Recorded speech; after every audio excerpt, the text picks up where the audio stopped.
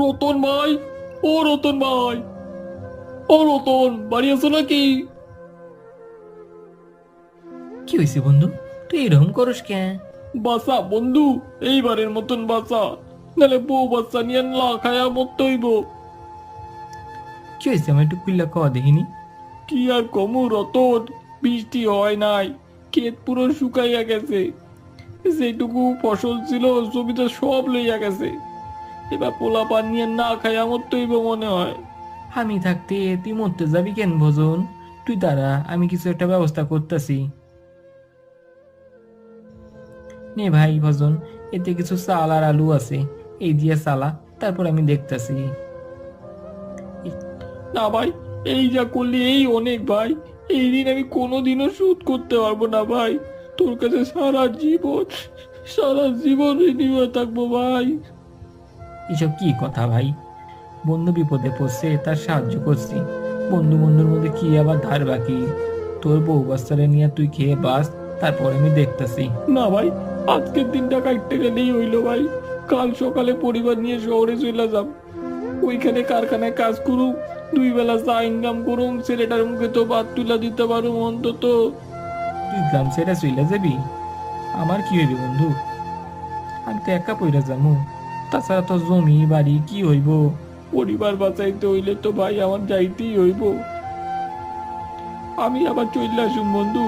আর জমি জমা যা আছে তার জন্য তো তুই আসুসই, একটু দেখে শুনে রাখিস।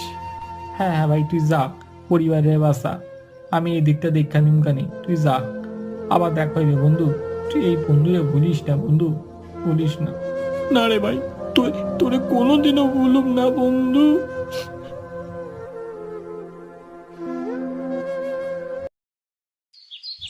বউ, আসি আমি। রতনের সাথে দেখা করতে যাই। কেমন আছি কে জানে, কতদিন ওর সাথে দেখা নাই। কেমন আছি একটু দেখে আসি। হ্যাঁ হ্যাঁ, যাই ওখানে। এতদিন পর বাড়ি আইলা, কোথায় দুই দণ্ড বৈশা বিশ্রাম নেবা? তা না, উনি চললেন বন্ধুর বাড়ি, বন্ধুর লগে দেখা করতে। বলি সন্ধ্যা তো হইল, কাল সকালে গেলে হয় না? না না, প্রথমে রতনের দেখা, ওর খবর নিয়া তারপর আমার প্রাণ জুড়াইব।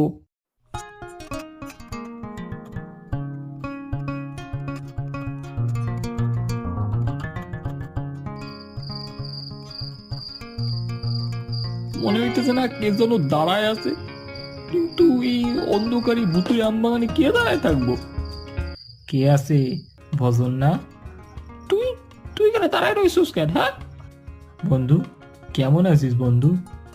এতদিন পর এই বন্ধুর কথা মনে পড়লো। আরে, আজই আইছি। বাড়ি ঢুকে তোর কাছে প্রথমে আইলাম, তুই এখানে দাঁড়ায় রইছিস কেন? বন্ধু, তোর জন্যই দাঁড়াইছিলাম, মন কইতেছিল তুই আইবি, তাই খাড়াইছিলাম। আচ্ছা বন্ধু, গ্রামে ঢোকার মুখে শুনলাম জমিদারের বাড়ির পাশের মাঠটায় পর্দা টানাইছে নাকি, ছবি দেখাইতেছে।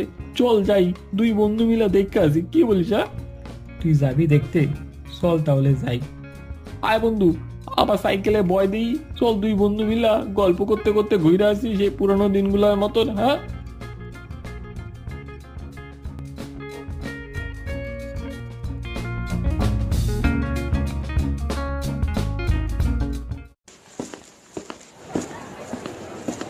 ও বাবা ভজন, কেমন আছো?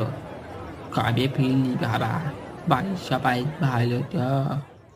হ্যাঁ ওই কাকা, সবাই ভালো আছে। এই আজই ফিরলাম কাকা। বাবা, বেশ ভালো বেশ ভালো। ও ভজন দা, কেমন আছো? ভিডিও দেখতে এসেছো বুঝি? সামনে দিকে এসে বসো। হ্যাঁ রে চন্দন, যাই যাই, তুই আগে যা, যাইতেছি, রতন নিয়ে আইতেছি, তুই যা। কোথায় রতন দা? তোমার মাথা কি খারাপ হয়ে গেল নাকি? রতন কই গেল? এই তো ছিল। কোথা কে জানে, গেছে হয়তো আশেপাশে। আমার ভিতরে গিয়া কাজ নাই, ও আইসা নেলে আমার খুঁজতে থাকবো, এইখানেই বইসা দেখি। শুধু এই অমাবস্যার অন্ধকারের জন্য পথটা হারিয়ে ফেলেছি। তুই কখন এলি? কোথায় গেছিলিস? অন্ধকার পথে কিছু দূর হাঁটার পর বন্ধু, অনেক রাত হয়ে গেল গলা কিন্তু, হ্যাঁ? শুকিয়ে গেল। এবার তাতেই চল বাড়ির দিকে যাই। তো রমার বেগে এমনিতে আকাশ যাও অবস্থা হাত ভালো দিয়ে। না। হ্যাঁ, আমাদের রমা। কাছে।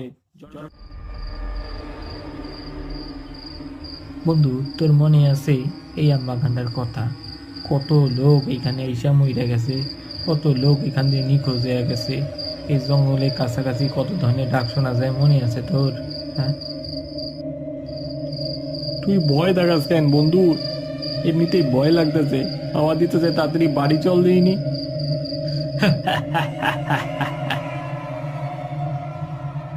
কি হলো হঠাৎ সাইকেল এমন হালকা হালকা ঠেকতেছে কেন? কিরে বন্ধু, কোথায় চইলা গেলি? উইরা গেলি নাকি? সাইকেল হালকা হয়ে গেল কেন রে? রতন, ও রতন, কিরে বল, কোথায় গেলি?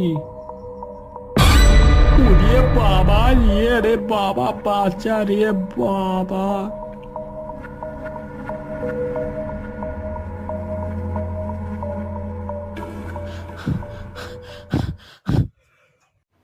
কে রে? ভজন না? দৌড়াচ্ছিস কেন? না কিছু না, কিছু না। ভজন না আমবাগানে ভয় পেয়েছে। হ্যাঁ, চল ভজন, আমাকে লগে চল।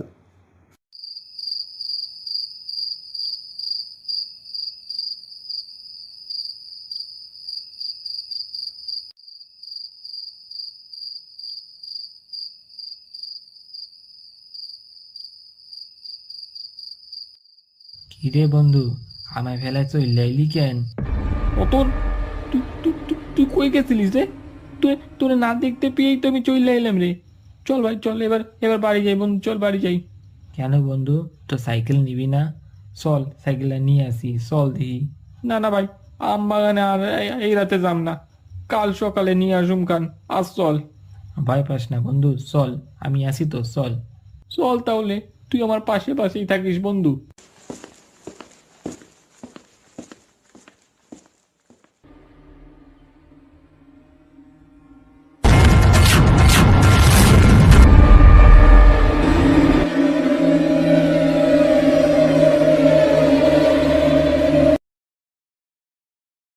কি গা, অনেক বেলা তো হইল, এবার তো ওঠো। আমি আমি এখানে কি কইরা আইলাম বউ? কি হয়েছে তোমার? কাল রাইতে রতনদা এসে তোমারে দিয়া গেল, কইলো ঘুমাইয়া পড়ছো।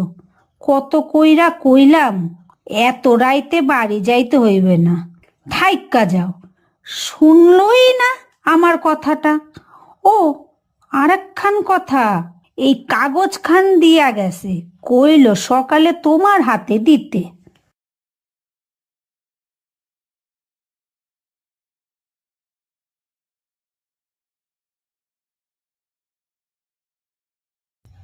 প্রিয় বন্ধু, অনেকদিন ধরে তোর সাথে দেখা হয় নাই। তুই যদি এই সিডিটা পড়ছিস, তার মানে মনে রাখিস আমি আর বাইসা নাই। তুই চইলা যাওয়ার পর এখানে অনেক কিছু বদলায় গেছে। আমি জমিদার বাড়িতে মালির কাজ পাইছি। সেখানে আমার সাথে দেখা হয় জমিদারের একমাত্র মেয়ে কনকমালার সাথে। যেমন দেখতে সুন্দর, তেমনি তার মন। ফুল খুব ভালোবাসে, এই জন্য আমার সাথে তার পরিচয় হয়। পরিচয় দিয়ে কখন বন্ধুত্ব হয়, আর এই বন্ধুত্বটা যে কখন ভালোবাসা হয়ে যায় আমরা কেউই বুঝতে পারি নাই। লোকচক্ষুর আড়ালে সন্ধ্যার পর আমরা আম বাগানে দেখা করতে শুরু করি, কিন্তু এই খবর জমিদারের কাছে চলে যায়। ওই মঙ্গল সিং, কোথায় বললি আর আপনাদের দল? আজ্ঞে হুজুর, হুকুম করেন। অকর্মার দলগুলো, বলি কিছু কি খবর রাখিস? বাড়িতে কে আসছে কে যাচ্ছে? ওই মালি রতন চোকাটার খবর কি? যদি অনুমতি দেন তো একখান কথা কমু। বল, কি বলবি বল। রতন ছেলেটার সঙ্গে আমাকে কনকমালা দিদিমণির কিছু একটা চলছে। এমনও শুনেছি সন্ধ্যায় ওরা আমবাগানে দেখাও করে। হ্যাঁ, আমিও তাই শুনেছি। এই মেয়েটা আমার বংশের মান সম্মান সব ডুবাবে, ছোট্ট লোক রতনটার সাথে। ছি ছি, লজ্জায় মাথা কাটা গেল আমার। আপনি যদি হুকুম দেন তো রতন ছেলেটাকে কেটে ওই আমবাগানে পুঁতে দিই। অন্য লাশগুলোর সাথে আমবাগানে শুয়ে থাকবে, কেউ টেরও পাবে না। তাই করবি, দুটোকে হাতে নাতে ধরতে হবে। দু চার গা লাঠির বাড়িতে বুঝে গেলে ভালো, না হলে দিবি আমবাগানের বাকি লাশগুলোর সাথে শুই। কনক, আমাকে এই সম্পর্ক কোনোদিনও কেউ মাইনা নেবে না। তুমি আমারে ভুইল্লা যাও। তোমার বাবা যদি জানতে পারে, আমারে পিটাই আমাইরা ফেলবো। মরতে হলে আমরা দুজন একসাথে মরবো। কোথায় যাবি পালিয়ে?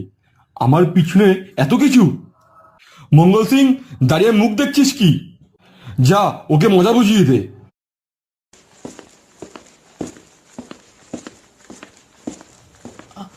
সাইরা দাও, মাইরো না আমার, সাইরা দাও, ভুল হয়ে গেছে, আমি আর করবো না, সাইরা দাও, সাইরা দাও। কাল সন্ধ্যাবেলা আমি আবার ওই আম বাগানে যাবো, কনকের লগে আবার দেখা করুম। কনক আইলে কনকের লগে পালাইয়া যাবো। কিন্তু এরপর কি হইল? বন্ধু, তোর এই পরিণতির বদলা আমি নিয়েই ছাড়ুম। আমি এখনই পুলিশে নিয়ে জমিদারের বাড়িতে যাম, তারপর দেখি কি হয়। তোর বিপদের দিনে বন্ধু তোর পাশে তো আমি থাকতে পারলাম না, কিন্তু তোর শেষ কাজটা আমিই করব বন্ধু।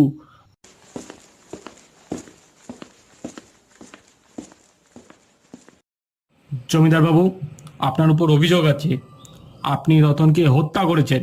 না, সব মিথ্যে। আমি তো কোনো রতনকে চিনি না, কোনো প্রমাণই নেই। প্রমাণ আছে, আমি দেব সাক্ষী। কনক, তুমি এক্ষুনি ঘরে যাও। না বাবা, আজ আমি আর চুপ করে থাকবো না। আর তোমার অত্যাচার আমি সহ্য করব না। সেই দিন অত মার খাবার পরেও রতন এসেছিল আমাকে নিয়ে যেতে, কিন্তু এই খবর বাবার কাছে চলে যায়। আমি যখন আমবাগানে পৌঁছাই তখন বাবা ও মঙ্গল সিং আমবাগানে রতনের সাথে ঝামেলা করছিল। আমি একটা গাছের আড়াল থেকে তা দেখতে পাই।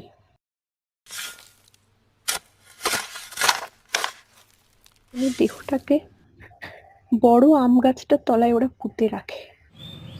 জমিদার বাবু আর মঙ্গল সিং, আপনি থানায় চলুন। বিদায় বন্ধু, বিদায়।